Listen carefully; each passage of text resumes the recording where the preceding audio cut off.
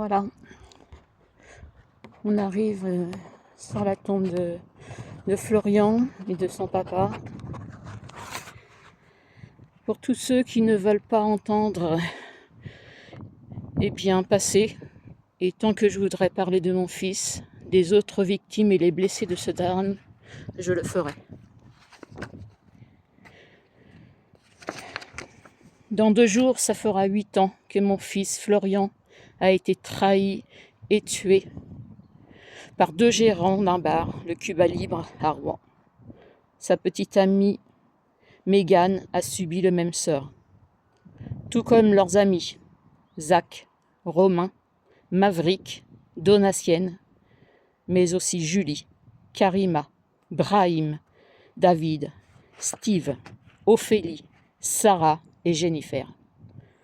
Un bar, un sous-sol caché pour y faire un dancing non déclaré et non assuré, où des recettes financières réjouissaient les gérants de ce bar. Ce soir-là, le soir du 5 au 6 août 2016, il fait beau, c'est l'été. Un anniversaire se prépare. Des bougies flamèches touchent la mousse acoustique et le pire arrive. Ces plaques de mousse posées sur les murs, le plafond et la porte de secours fondent à une extrême vitesse en se liquidifiant et une épaisse fumée noire envahit le lieu. 3 jeunes arrivent avec difficulté à sortir de cet enfer. Les gérants, eux, entendaient les cris et les souffrances qu'enduraient les enfants piégés, mais malgré tout, ils n'ont rien fait. Ils ont répondu aux pompiers qu'il n'y avait pas d'issue de secours, alors qu'il y en avait bien une, où les jeunes auraient pu sortir si celle-ci avait été ouverte par le gérant qui détenait la clé dans sa poche ou par les pompiers. Personne ne pouvait survivre à une telle ampleur d'asphyxie par le cyanure que composaient ces plaques d'isolant phonique. S'en va un procès 3 ans après, 3 ans de prison ferme, mais ils n'ont fait que 10 mois. Trouvez l'erreur. Moi, je vais vous le dire, l'erreur. Les erreurs, c'est eux. 11 manquements à la sécurité. Aucune responsabilité.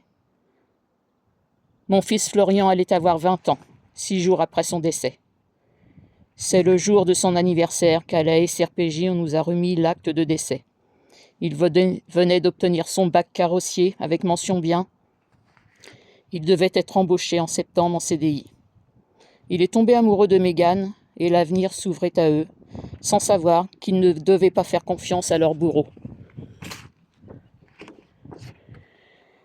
Durant ce pénible procès en septembre 2019, l'un des gérants a dit, je cite, « Malgré ce qu'il s'est passé, je me considère comme un mec bien. Malgré ce qu'il s'est passé, je me considère comme un mec bien. Là, devant la juge, mais surtout devant les parents et les familles des victimes. Mon fils Florian est mort. Je ne le reverrai plus.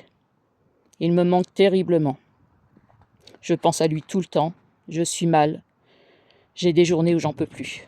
C'est très dur de survivre à la perte de son enfant. Son frère n'arrive pas à parler de lui. Pour moi, éclater de rire, c'est plus possible.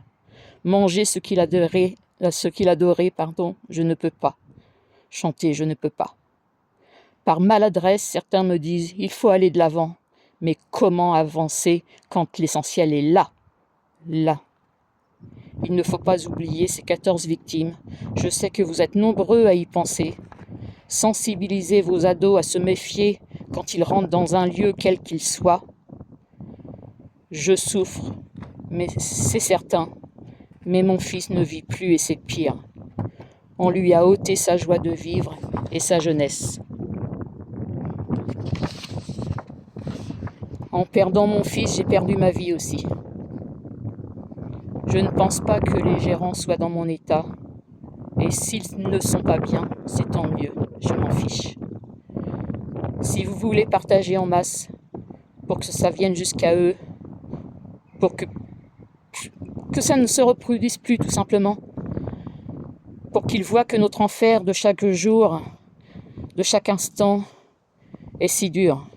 Messieurs les gérants, votre irresponsabilité a fait de vous des personnes immondes.